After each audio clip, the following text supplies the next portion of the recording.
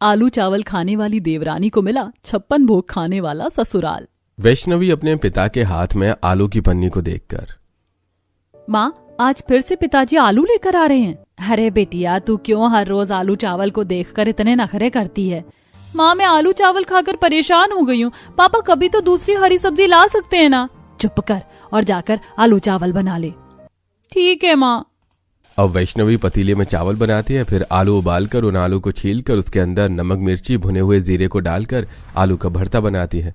वहीं हाथ मुंह धोकर वैष्णवी के पिता घर के अंदर आते हैं। आइए खाना खा लीजिए।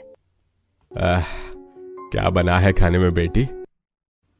पापा आलू का भरता और चावल। अरे कल रात को भी तो आलू का भरता ही बनाया था। अरे कभी आलू की सब्जी चावल भी बना लिया करो। क्या फायदा पिताजी आलू में इतनी मेहनत करके। अरे अगर आलू की जगह कोई और सब्जी हो तो इंसान अलग अलग तरीके से उसे बनाए भी। बहुत पटर पटर जुबान चलने लगी है। चुपचाप से खाना दे दे अपने पापा को। हाँ लगा रही हूँ, गुस्सा क्यों कर रही हो? अब वैष्णवी सबको खाना खिलाती है और जबरदस्ती खुद भी आलू चावल खाती है। वैष्णवी का परिवार गरीब था और उसके पिता आलू की बोरियों को ढोने का काम करते थे, जिसके बाद वैष्णवी के गरीब पिता को कुछ पैसे और हर दिन आलू मिला करता था, जिस वजह से वैष्णवी के परिवार में रोज आलू और राशन के सस्ते चावल ही बना करते थे। इसी तरह एक दिन वैष्णवी अपने कॉलेज फ्रेंड्स के साथ पिकनिक पर आती है। उसकी सभी फ्रेंड्स गार्डन में पतली चटाई बिछाकर अपना अपना लंच बॉक्स खोलती हैं। सभी के लंच में तरह तरह के पकवान होते हैं, जैसे चिकन। लेकिन जैसे ही वैष्णवी अपना टिफिन खोलती है तो उसके टिफिन में सिंपल सफेद चावल के ऊपर 2 से 3 उबले आलू रखे हुए होते हैं। हे भगवान, तेरी मम्मी ने पिकनिक पर भी तुझे ये आलू चावल बना कर दिया है।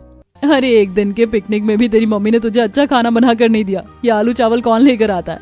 अब हमारे खाने में हाथ मत लगाइयो, खा अपना आलू चावल। अब मजबूरन वैष्णवी सबके खाने को निहारती हुई अपना सिंपल आलू चावल खाती है। इसी तरह कुछ हफ्ते गुजरते हैं और एक दिन वैष्णवी अपनी माँ से कहती है, माँ अब मैं पढ़ाई के साथ साथ काम भी करूंगी ताकि हम भी औरों की तरह अच्छा अच्छा खाना खा पाएं। ये आलू चावल से मेरी हर जगह बेइज्जती होती है। अच्छा तू कॉलेज करेगी कि पैसा कमाएगी? माँ मैं शाम को कॉलेज से आकर पार्ट टाइम जॉब भी करूंगी। अब कुछ ही दिनों में वैष्णवी को एक मेडिकल स्टोर में छोटी मोटी नौकरी मिल जाती है। लेकिन वैष्णवी के मेडिकल स्टोर में काम करते करते कुछ समय गुजरते ही हैं कि उसके पिता की तबीयत खराब रहने लगती है, जिसके कारण वैष्णवी के कमाए पैसे उसके पिता के इलाज में लगने लगते हैं। हे भगवान, मैंने सोचा था कि मैं जॉब करूंगी तो अच्छा अच्छा खाना खाऊंगी बनाकर, लेकिन नौकरी पर लगते ही मेरे पिताजी की तबीयत खराब हो गई और अब मेरे सारे पैसे उनके इलाज में लग जाते हैं। लगता है मेरी किस्मत में अच्छा खाना लिखा ही नहीं है। तभी वहां आती जानवी। अरे बेटी क्यों अपनी किस्मत को कोसती है? देखना एक दिन भगवान की कृपा से तेरी शादी ऐसे घर में होगी जहाँ तुझे हर दिन अच्छा अच्छा पकवान खाने को मिलेगा। हाँ माँ, आप तो ऐसे कह रही हो जैसे ससुराल वाले मेरे लिए 56 भोग बनाकर ही रखेंगे। अब रात को वैष्णवी अपने पूरे परिवार के साथ आलू का भरता और चावल खाती है और अगले दिन टिफिन में चावल आलू रखकर मेडिकल स्टोर आती है। अरे बेटिया, तुम आज बड़ी जल्दी आ गई। हाँ वो अब मेरी कॉलेज की छुट्टियां पड़ गई हैं, इसीलिए मैं जल्दी आ गई। अब वैष्णवी कुर्सी पर बैठती है, तभी मेडिकल स्टोर पर एक अमीर परिवार की बहू आती है। जी मुझे ये दवाइयाँ चाहिए थी। जी मैं अभी देती हूँ। अब डॉक्टर द्वारा प्रेफर की गई दवाइयाँ वैष्णवी कैबिनेट से निकालकर उस अमीर औरत को देती है। वो अमीर औरत पर्स से पैसे निकालकर वैष्णवी के हाथ में देती है कि तभी उसका फोन बजने लगता है। वो औरत फोन पिक करके दवाई उठाती है और फोन पर बात करते करते वहां से चली जाती है। अरे सेठ जी, उन मैडम का पर्स तो यहीं रह गया, रुकिए मैं उन्हें उनका पर्स देकर आती हूँ। अब वैष्णवी पर्स लेकर उस अमीर औरत के पीछे आती है। सुनिए, अजी रुकिए, क्या नाम है आपका? अपना पर्स तो लेती जाइए। अब वो अमीर औरत पलटकर पीछे देखती है। अरे तुम यहाँ? और ये तो मेरा पर्स है, थैंक यू सो मच, मैं इसे वहीं भूल गई थी। मुस्कान इतना बोलती है कि तभी वहां एक गरीब छोटी लड़की आती है। दीदी दीदी मुझे भूख लग गया, कुछ खाने को दे दो। ओ गॉड, मेरे पास तो कुछ नहीं है इसे देने को, इसकी उम्र भी छोटी है, नहीं तो मैं इसे पैसे दे देती। अरे कोई बात नहीं, मेरे पास टिफिन है, रुको मैं लाती हूँ। अब वैष्णवी अपना टिफिन दुकान से लाकर उस गरीब बच्ची को दे देती है। वो बच्ची टिफिन खोलकर आलू चावल खाने लगती है। अरे तुमने तो सारा खाना इसे खिला दिया, अब तुम क्या खाओगी? कोई बात नहीं, मैं घर जाकर खा लूंगी। सच में तुम बहुत अच्छी हो, काफी हेल्पफुल नेचर है तुम्हारा। इतना कहकर मुस्कान कार में बैठ जाती है। अब मुस्कान कार में अपना पर्स खोलती है तो पर्स में उसके सारे पैसे वैसे ही पड़े होते हैं। अरे वाह, सारे पैसे रखे हुए। वो लड़की तो सच में क्लीन हार्ट थी। आज के टाइम पर ऐसे ऑनेस्ट लोग बहुत कम मिलते हैं। अब इस दिन के बाद से मुस्कान को जब भी दवाइयां लेनी होती हैं वो वैष्णवी के पास ही आती है। इस दौरान दोनों की बातचीत काफी अच्छी हो जाती है। वो दोनों अच्छे दोस्त बन जाते हैं। तभी एक दिन मुस्कान अपने आलीशान रसोई में 56 भोग को बनाते हुए, हे भगवान, काश इस घर में मेरी कोई देवरानी होती तो मेरे साथ मिलकर इस 56 भोग को बनाती। एक सेकंड, क्यों ना मैं अपनी नई दोस्त वैष्णवी को इस घर की बहू बना लूं। उसके हेल्पफुल नेचर से मेरी भी मदद हो जाया करेगी। अब एक दिन मुस्कान की सास गीता साहिल की शादी की चर्चा कर रही होती है। तभी मुस्कान इस मौके का फायदा उठाते हुए कहती है, माँ जी, आप देवर जी की शादी की बात कर रही हैं, एक बार मुझसे तो पूछ लीजिए। तुमसे क्या पूछना है बहू? हाँ बड़ी बहू, तुमसे क्या पूछना है इस बारे में? दरअसल पापा जी, मम्मी जी, मेरी नजर में एक लड़की है जो मेडिकल स्टोर पर काम करती है। वो गरीब है पर बहुत अच्छी है। गरीबी से दिक्कत नहीं है बहू, क्या वो लड़की हमारे रीति रिवाज को संभाल पाएगी? तुम जानती हो कि हमारे घर में 56 भोग प्रतिदिन बनता है। सुबह शाम तो वो तुम्हारे साथ मिलकर 56 भोग बना लेगी। हाँ माँ जी, बिल्कुल बना लेगी। ठीक है बहू, फिर हम जल्द ही उस लड़की के घर रिश्ता लेकर चलते हैं। एक दो दिन में ही मुस्कान अपनी सास को लेकर वैष्णवी के घर पहुंचती है। अरे आप लोग कौन हैं? अरे मुस्कान दीदी, आप यहाँ कोई खास वजह थी क्या? और ये फूल और ये शादी का जोड़ा, ये सब क्या है? ये सब तुम्हारे लिए है वैष्णवी। क्या मेरे लिए? हाँ बेटी, मेरी बड़ी बहू तुम्हें अपने ससुराल की देवरानी बनाना चाहती है। हाँ वैष्णवी, मैं तुमसे काफी ज्यादा अटैच हो गई हूँ। मुझे तुम बहुत अच्छी लगती हो, इसीलिए मैं चाहती हूँ कि तुम मेरे घर की देवरानी बनो, ताकि मैं हमेशा तुम्हें अपनी छोटी बहन की तरह प्यार कर सकूं। बताओ वैष्णवी, तुम्हें ये रिश्ता मंजूर है? माँ, पिताजी आप बताइए। अरे मेरी बेटी, जब तो इन्हें जानती ही है और वो भी तुझे अपनी छोटी बहन की तरह प्यार करती है, तो फिर इस रिश्ते से किसी को कोई दिक्कत नहीं होनी चाहिए। बिल्कुल सही बात है। हम तो खुश हैं कि आप जैसे लोगों के घर से हमारी बेटी का रिश्ता आया है। अब सभी लोग रिश्ते के लिए हाँ भर देते हैं। इसके बाद कुछ ही हफ्तों में पूरे विधि विधान के साथ वैष्णवी की शादी होती है। वैष्णवी शादी करके अपने ससुराल आती है। ससुराल में बड़े ही प्यार से वैष्णवी का गृह प्रवेश होता है। आओ बहू रानी, इस कलश को गिराकर घर के अंदर प्रवेश करो। वैष्णवी कलश गिराकर घर में प्रवेश करती है। चलो भाभी, अब आप आराम कर लो, आप बहुत थक गई होंगी। हाँ हाँ वैष्णवी, तुम अब आराम कर लो।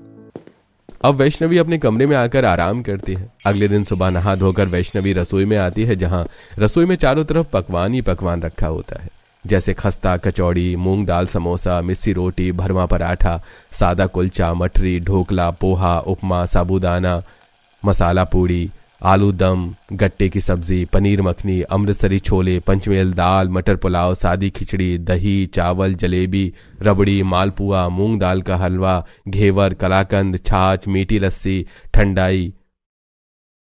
ये सारा पकवान रसोई में चारों तरफ फैला होता है, कुछ रसोई के स्लैब पर तो कुछ जमीन पर, और उसी के बीच में मुस्कान बैठी हुई होती है। बाप रे जेठानी जी, इतना सारा खाना आपने कैसे बना लिया? और ये इतना सारा खाना बना किसके लिए है? आपने मुझसे कोई मदद भी नहीं ली? अरे वैष्णवी, तुम अभी नई हो, तुमसे इतना सब कुछ थोड़ी ना हो पाता। और ये सब कुछ तो मैं सुबह 5 बजे से उठकर ही बना रही हूँ। हमारे घर में रोज सुबह शाम 56 भोग बनता है। क्या? बाप रे, 56 भोग, वो भी हर दिन? लेकिन क्यों? इसे बनाना तो बहुत मुश्किल होता होगा, आपने कैसे बना लिया? हाँ, बनाना मुश्किल तो होता है, लेकिन हर दिन बनाना पड़ता है, क्योंकि ये 56 भोग हमारे घर की कुलदेवी को चढ़ता है। माँ जी का कहना है, जब तक ये प्रसाद कुलदेवी को चढ़ रहा है, कुलदेवी हमसे प्रसन्न रहेंगी और हमें धन समृद्धि देंगी। और तुम्हें बता दूं, इस पूरे शहर में हमारा मशहूर आबरा का डाबरा रेस्टोरेंट है, जो कि बहुत फेमस है। उस रेस्टोरेंट में भी 56 भोग ही लोगों को खिलाया जाता है। हे भगवान, एक टाइम था जब मैं एक तरह की सब्जी देखने के लिए तरस जाती थी, और आज मेरी आंखों के सामने 56 भोग पड़ा हुआ है। ये तो बहुत अच्छी बात है जेठानी जी, कल से मैं भी आपकी मदद करवा दूंगी। ठीक है। अच्छा, अब चलो पहले ये भोग भगवान को चढ़ा देते हैं। अब बड़ी सी थाल में मुस्कान वैष्णवी 56 भोग को कटरियों में रखकर सजाती हैं। फिर एक तरफ से जेठानी, दूसरी तरफ से देवरानी उस थाली को पकड़ के कुलदेवी के मंदिर में लाकर रखती हैं और पूजा पाठ करती हैं। पीछे से सारा परिवार आकर खड़ा हो जाता है। भगवान ऐसे ही हमारे ऊपर अपनी कृपा बरसाए रखना, और जैसे मैं आपको 56 भोग का प्रसाद चढ़ा रही हूँ वैसे आप भी मुझे सुख समृद्धि देते रहना। चलो बहू, अब इस 56 भोग पर गंगा जल छिड़क कर इस 56 भोग को उठा लो और ये थाली डाइनिंग टेबल पर परोस दो ताकि हम लोग भी खाना खा लें। अब मुस्कान गंगा जल छिड़कती है, फिर दोनों देवरानी जेठानी 56 भोग को रसोई में लाती हैं। फिर अलग अलग थाली में सभी परिवार के लिए 56 भोग डाइनिंग टेबल पर परोसती हैं। सभी लोग खाना खाना शुरू करते हैं। वहीं वैष्णवी पहली बार 56 भोग खाकर कहती है, जेठानी जी आपने ये 56 भोग तो बहुत बहुत स्वादिष्ट बनाया है। आज से पहले मैंने इतना सारा खाना एक साथ कभी नहीं खाया। क्यों भाभी, ऐसा क्यों? इनमें से कुछ तो खाया होगा आपने। नहीं काजल, मेरे माता पिता बहुत गरीब हैं। मैं छोटी सी नौकरी करके अपने माता पिता का पेट भर रही थी और मैं अपनी कमाई से सिर्फ आलू की और सस्ते चावल ही खरीद कर खा पाती थी। कोई बात नहीं देवरानी जी, यहाँ आपको हर दिन अच्छा खाना खाने को मिलेगा। हाँ बहू, तुम्हारे मायके में तुमने जितना भी संघर्ष किया खाने को लेकर उन्हें भूल जाओ, क्योंकि तुम्हारे ससुराल वाले सुबह शाम 56 भोग बनवा कर ही खाते हैं। हाँ सही कहा तुम्हारे ससुर जी ने। वैसे तुमने अपनी जेठानी को तो देख लिया ना कि उसने किस तरह ये 56 भोग बनाया है, क्योंकि अब तुम्हें भी ये 56 भोग बनाना सीखना होगा। हाँ माँ जी बिल्कुल, मैं जल्दी ही सीख जाऊंगी ये 56 भोग बनाना। ठीक है जी फिर ठीक तो है। रात को 56 भोग तुम अपने हाथों से ही तैयार करना। शाम का 56 भोग मैं अपने हाथों से ही बनाऊंगी। अब खुशी खुशी वैष्णवी 56 भोग खाती है। उसके बाद घर के सभी पुरुष जैसे ससुर जेठ देवर अपने होटल को संभालने के लिए घर से निकल जाते हैं और होटल में भी 56 भोग बनाकर खिलाते हैं। वहीं अब सबके खाना खा लेने के बाद मुस्कान और वैष्णवी जाकर रसोई में ढेर सारे झूठे बर्तनों को धोती है। 56 भोग बनने के कारण बर्तनों की तादाद काफी ज्यादा होती है, जिन्हें धोते धोते मुस्कान के माथे पर एक अजीब सी थकान दिखने लगती है। जेठानी जी आप तो बहुत ज्यादा थक गई हैं। आपने मुझे क्यों नहीं उठाया? मैं आपकी मदद करा देती। अब चलिए फटाफट ये बर्तन धो लेते हैं, फिर आप आराम कर लीजिएगा। शाम का सब कुछ मैं देख लूंगी। हाँ हाँ ठीक है देवरानी जी। अब बर्तन धोकर दोनों ही देवरानी जेठानी एक साथ सोफे पर बैठती हैं। उन्हें थोड़ा रिलैक्स फील होता है कि तभी वहां पर उनकी सास आ जाती है। बड़ी बहू, दोपहर के 2 बज गए हैं और शाम को 6 बजे तक हमारी कुलदेवी को 56 प्रकार के भोग चढ़ते हैं। बैठी क्या हो, जाओ 56 भोग बनाने की तैयारी में लग जाओ। तुम करोगी तभी तो तुम्हारी देवरानी करेगी। अरे माँ जी, अभी हम रसोई से बर्तनों की तादाद धोकर आए हैं और अभी तो हमने ठीक से सांस भी नहीं लिया और दोबारा 56 भोग की तैयारी में लग जाए। जेठानी जी तो पहले ही बहुत थक गई हैं। देवरानी जी, माँ जी ठीक कह रही हैं। 56 भोग बनाने में समय बहुत लगता है, इसीलिए वो हमें जल्दी तैयार करने को कह रही हैं। चलो रसोई में चलते हैं। 1 मिनट, रात के 56 भोग में क्या बनाना है वो तो सुनती जाओ। आज बनेगा रुमाली रोटी, लच्छा पराठा, नान, मिस्सी रोटी, शाही पनीर, मलाई कोफ्ता, दाल मखनी, कढ़ाई पनीर, भरवा बैंगन, वेज दम बिरयानी, कश्मीरी पुलाव, जीरा राइस, दाल खिचड़ी, सोयाबीन पुलाव। कुछ चटनियाँ भी बनाना जैसे पुदीना चटनी, इमली की चटनी, लहसुन की चटनी, टमाटर की चटनी, आम का अचार, पापड़ और सिरका। प्याज और मीठे में बना लेना रसमलाई, गाजर का हलवा, काजू कतली, पेड़ा और साथ में इलायची वाला पान। माँ जी, ये जरूरी है कि सुबह शाम कुलदेवी को 56 भोग का ही प्रसाद चढ़े? मतलब ये बहुत ज्यादा है। इसको बनाते बनाते तो हमारी हालत ही खराब हो जाएगी। छोटी बहू, तुम पहले दिन ही इस घर के कानून को तोड़ना चाहती हो। बड़ी बहू ये सब क्या कह रही है? नहीं नहीं, मेरा वो मतलब नहीं था माँ जी। अच्छा ठीक है, हम लोग अब जाकर रसोई में तैयारी करते हैं। चलिए जेठानी जी। दोनों देवरानी जेठानी रसोई में आती हैं। देवरानी जी, 56 भोग बनाने के लिए तो कई ऐसे सामान हैं जो रसोई में हैं ही नहीं। हमें उन्हें जाकर बाजार से लाना होगा। अरे जेठानी जी, फिर तो जल्दी चलिए, नहीं तो काफी देर हो जाएगी हमें 56 भोग बनाने में। अब दोनों देवरानी जेठानी बाजार आकर कई तरह की सब्जियां, मसाले, डेयरी प्रोडक्ट खरीद कर घर लाती हैं। फिर रसोई में जाकर 56 भोग की तैयारी में जुट जाती हैं। दोनों ही देवरानी जेठानी मिलकर कई तरह की सब्जियां काट कर मटर मशरूम, शाही पनीर, दाल मखनी, मलाई कोफ्ता बनाती हैं। फिर सिलबट्टे पर वैष्णवी इमली की, आम की, टमाटर की चटनियां पीस कर तैयार करती है। दूसरी तरफ मुस्कान वेज पुलाव, कश्मीरी पुलाव, दम पुलाव, मटर पुलाव, जीरा राइस बनाकर तैयार कर लेती है। लास्ट में दोनों मिलकर मीठे पकवान बनाती हैं जैसे गाजर का हलवा, रसमलाई, रसगुल्ला, पेड़े, काजू कतली, इलायची, पान। ये सब देखते देखते 56 प्रकार के भोग बनकर तैयार हो जाते हैं। देवरानी जी, कुल मिलाकर ये 56 भोग बनकर तैयार हो ही गया। चलिए अब कुलदेवी को भोग लगा देते हैं। अब दोनों ही देवरानी जेठानी 56 भोग को कटोरों में सजाकर थाल में रखकर कुलदेवी के पास लेकर आती हैं। सारा परिवार पूजा करता है। 56 भोग में से बहुत अच्छी खुशबू आ रही है। बड़ी भाभी, छोटी भाभी, थैंक यू काजल। चलो पूजा पाठ हो गया, अब तुम्हारे ससुर जेठ देवर आ जाए तो फिर हम सब मिलकर ये 56 भोग खा लेंगे। दूसरी तरफ प्रिंस साहिल रघुवीर अपना आबरा का डाबरा रेस्टोरेंट चलाते हुए कस्टमर को 56 भोग बनाकर खिला रहे होते हैं। ग्राहक उनके हाथ के बने पकवान को खाकर बेहद खुश होते हैं। अरे भाई साहब, जब तक आपके यहाँ आकर ये 56 भोग नहीं खाता हूँ तब तक मन को संतुष्टि नहीं मिलती है। अरे जी, हमारी तो पूरी यही कोशिश रहती है कि हमारा हर एक ग्राहक खुश होकर जाए। दूसरी तरफ साहिल कुछ गरीब औरतों को खाना खिला रहा होता है। माँ जी, आप निश्चिंत होकर खाना खाइए, पैसों की चिंता मत कीजिए। बेटा, तुम्हारा ये आबरा का डाबरा रेस्टोरेंट ऐसे ही फलता फूलता रहे।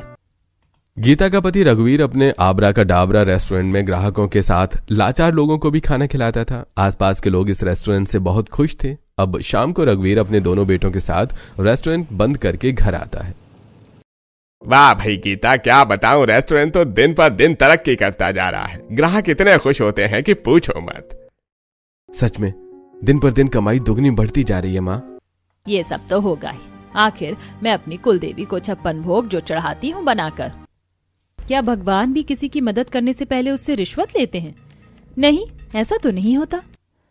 अच्छा चलिए, आप लोग खाना खा लीजिए। अब सभी परिवार डाइनिंग टेबल पर बैठकर 56 भोग को खाकर आनंद लेते हैं। इसी तरह 2 से 3 हफ्ते गुजरते हैं और एक दिन दोनों देवरानी जेठानी घर के बाहर डस्टबिन में ढेर सारे खाने को फेंक रही होती हैं। ये देखकर पड़ोस की औरतें, हे भगवान, ये गीता के घर में भी अलग ही प्रचलन है 56 भोग बनाने का। अरे पेट में 56 भोग हटाने की जगह नहीं है तो बनाने की क्या जरूरत है?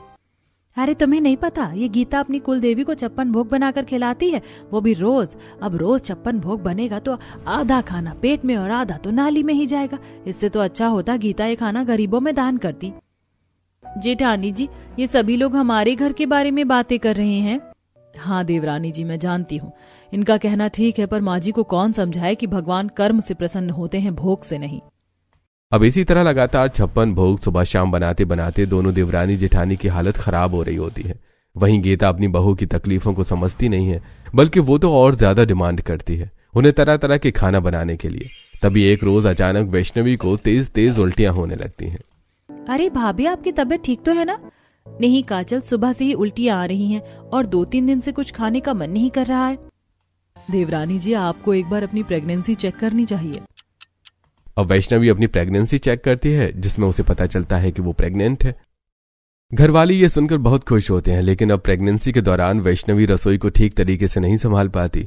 वो जब भी रसोई में काम करने के लिए जाती है, उसे रसोई में खानों की खुशबू से उल्टी आने लगती है। अरे देवरानी जी, तुम ठीक तो हो ना? तुम्हें आराम की जरूरत है, तुम यहाँ क्यों आई हो? जाओ रहने दो, ये 56 भोग मैं अकेले ही बना लूंगी। पर आप अकेले इतना कैसे करोगी जेठानी जी? मैं कर लूंगी देवरानी जी, आप प्रेग्नेंट हैं, आप आराम कीजिए। मुस्कान इतना कहती है कि तभी वहां पर उसकी सास आ जाती है। छोटी बहू, तुम तो गर्भवती हो ना? तुम यहाँ क्या कर रही हो? तुम्हारी तबीयत ठीक है? नहीं माँ जी, मेरी तबीयत बिल्कुल ठीक नहीं है। पर माँ जी, जेठानी जी भी अकेले 56 भोग नहीं बना पा रही हैं। माँ जी, हम इस 56 भोग की क्वांटिटी को थोड़ा कम नहीं कर सकते हैं क्या? हरगिज नहीं, 56 भोग तो 56 भोग ही चढ़ेगा मेरी कुलदेवी को। पर माँ जी, नित्य दिन 56 भोग बनाना कोई मामूली बात नहीं है।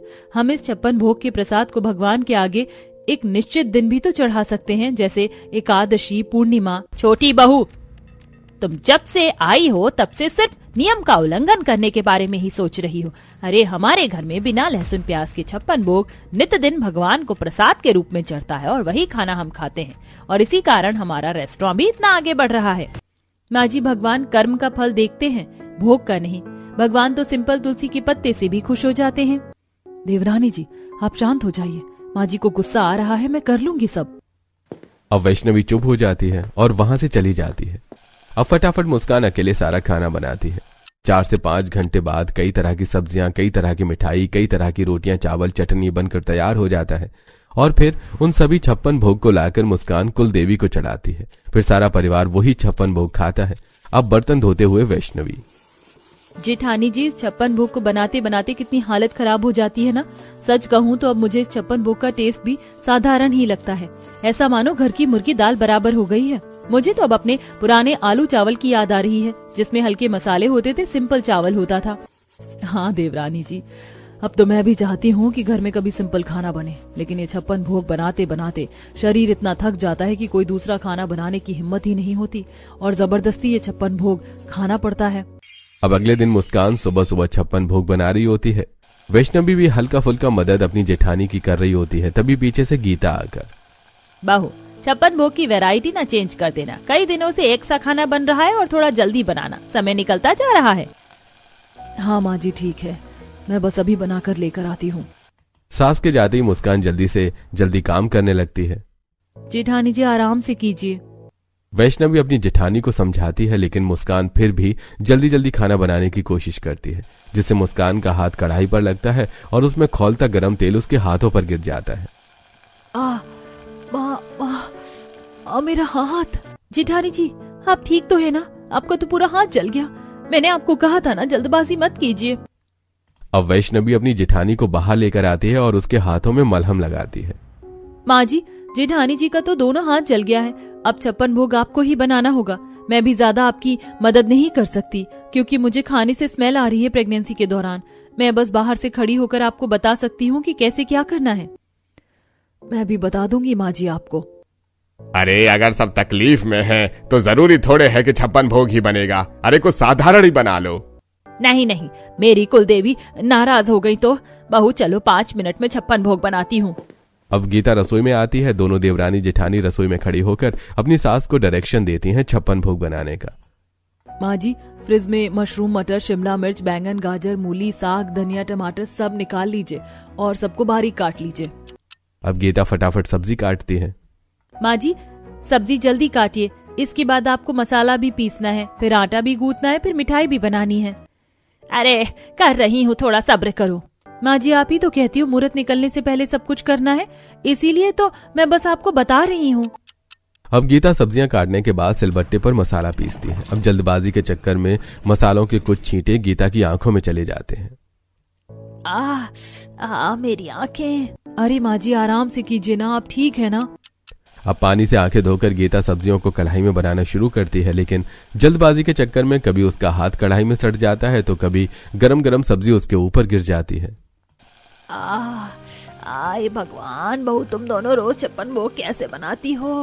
मेरी एक दिन में हालत खराब हो गई, ना जाने कितने जख्म और कितने चोट मेरे हाथों में आ गए हैं।